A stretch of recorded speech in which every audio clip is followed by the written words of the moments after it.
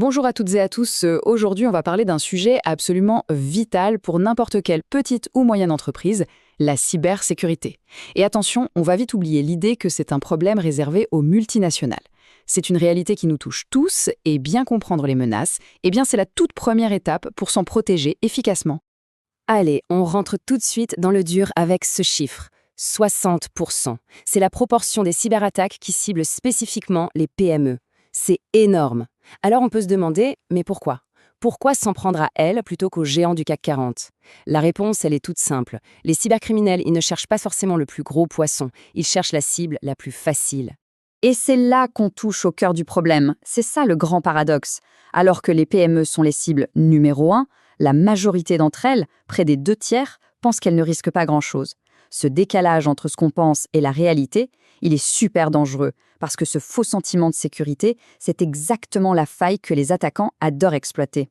Bon, pour y voir plus clair, voilà le programme. On va d'abord creuser ce fameux paradoxe, ensuite on va décortiquer les deux grands types de menaces, les techniques et les humaines, puis on verra les conséquences très concrètes d'une attaque, avant de finir sur un principe de défense qui est simple mais vraiment puissant. Alors, ce paradoxe, pourquoi est-ce que les cybercriminels ont cette espèce de fascination pour les PME? Qu'est-ce qui les rend si désirables à leurs yeux? En fait, c'est un calcul assez simple pour eux. D'un côté, les PME, elles ont de l'or entre les mains. Des fichiers clients, des données bancaires, de la propriété intellectuelle, des infos qui valent cher. Et de l'autre côté, elles ont rarement les mêmes budgets ou les mêmes équipes d'experts en cybersécurité que les grands groupes. Donc pour un pirate, c'est le scénario de rêve, un gros butin potentiel pour un effort finalement assez faible. Ok, passons maintenant au premier grand type de menace. Là, on parle des attaques qui visent directement la technologie, les ordinateurs, les serveurs, les réseaux de l'entreprise.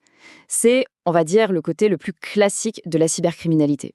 L'attaque du système, c'est un peu l'image d'Épinal qu'on a du piratage. Un attaquant qui cherche une brèche, une faille technique, ça peut être un logiciel pas à jour, un mot de passe trop simple, un réseau mal configuré. Bref, le but c'est de forcer la porte numérique de la boîte. Mais comme on va le voir tout de suite, ça, ce n'est que la moitié de l'histoire. Parmi ces menaces techniques, la plus connue et sans doute la plus redoutée, c'est le ransomware, ou rançongiciel en français. Imaginez le scénario, vous arrivez un matin et tous les fichiers de l'entreprise sont bloqués, cryptés, impossibles à ouvrir.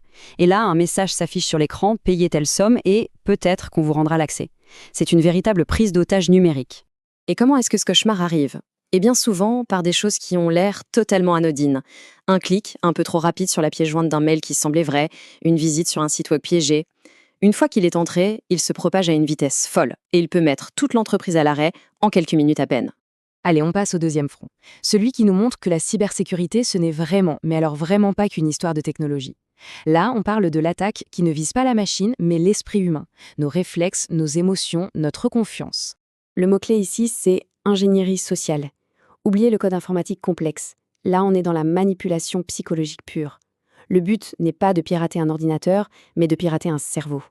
L'attaquant va vous manipuler pour que ce soit vous, de votre plein gré, qui lui donniez les clés du château. Un mot de passe, un accès, un virement.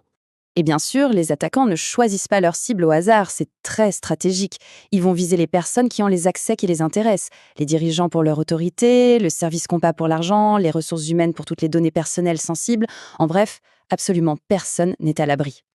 Le phishing, ou hameçonnage, c'est la technique d'ingénierie sociale la plus répandue.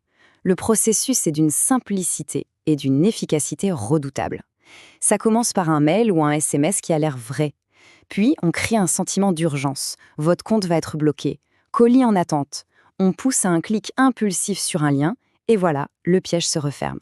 Les infos sont volées. La porte est ouverte.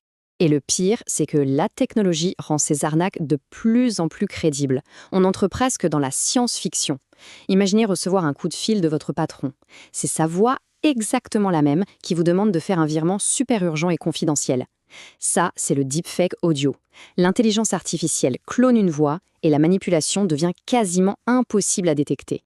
Bon, maintenant qu'on a vu le comment, il faut qu'on parle du « et alors ». Pourquoi est-ce que c'est si grave?